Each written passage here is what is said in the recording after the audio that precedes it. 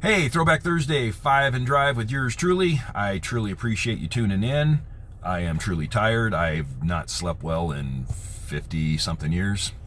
I have high hopes I'll sleep well this weekend, but I also know I won't, so a girl can dream, right? Anyhow, this is the awkward edition because I have to hold my phone. I forgot to charge it. I give my kids crap for doing that, and I did not charge it, so anyway, there we are. And I also really need a drink. I don't know if you can hear the frog in my throat, but it's riveting right now. Riveting. There we go. Throwback Thursday, 5 and Drive with yours truly. This week will be about my grandfather who lived up in Seattle. And before I get into that, though, a few announcements. And I'm going to talk really quick so I get this crap done in 1 minute. Not the story, though.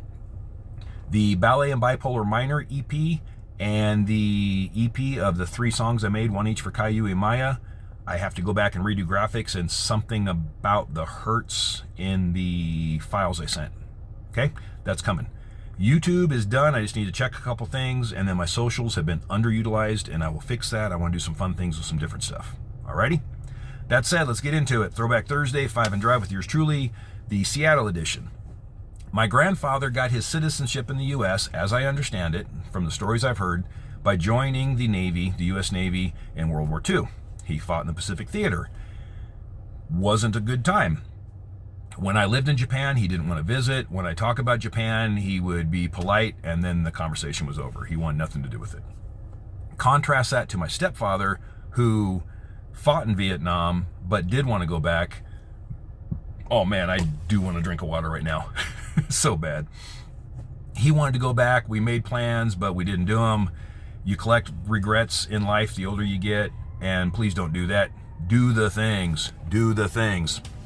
So anyway, when I would go visit my grandfather up in Seattle, and there's a lot of good memories up there, he later in life, he found religion, and the religion that attracted him was, he called it Catholic Light, but it was Episcopalian.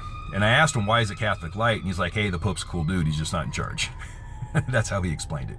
And I can respect that. Big cities, there's a whole bunch of different people with a whole bunch of thoughts, which is awesome and beautiful. We would have people knock on the door or run into people in public, and he would always give them his card and say, hey, I don't have time to talk right now. I appreciate it. I do want to hear what you want to say. Here's my address. Here's my phone number. Show up at 7 o'clock on Tuesday. And the time was actually on the card too. So Tuesday rolls around. Knock on the door. First person shows up. It could have been the Hare Krishna. Him and my grandpa talk a little bit back and forth, or her.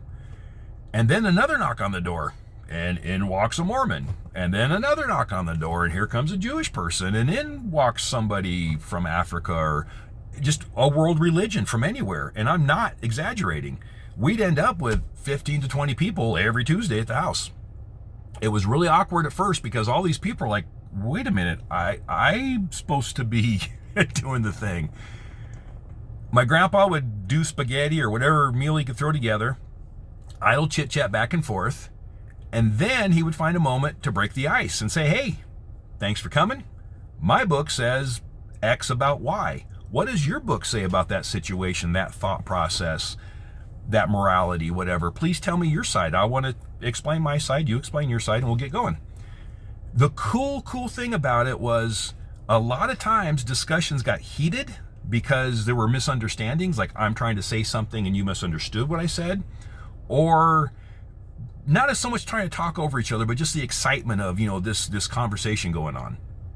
And it was a beautiful thing to see. I didn't appreciate it as much as the time, but it eventually got to the point where pretty much everybody in the room had that moment where the bells and the light went off, and it was like, holy shit, my belief and your belief and your belief and your belief are not so different. It comes down to being cool to each other. It comes down to respecting each other. It comes down to this. It comes down to that. And even though this one started way the hell over there and that one started way the hell over there, they're similar. They're really similar. Watching these people who most of the time were kind of new to their religion, but were pushing it, and I don't mean that in a bad way, it was a really cool moment to witness, and I did not appreciate it as much when it happened, but it was really, really cool to witness.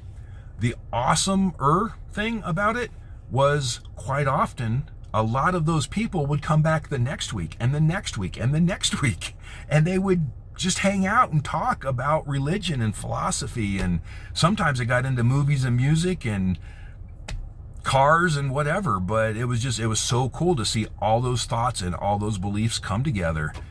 And like I said, discussions kind of got heated, but it was in a good way, and it was more laughter and more aha than anger. I don't think I ever saw anger.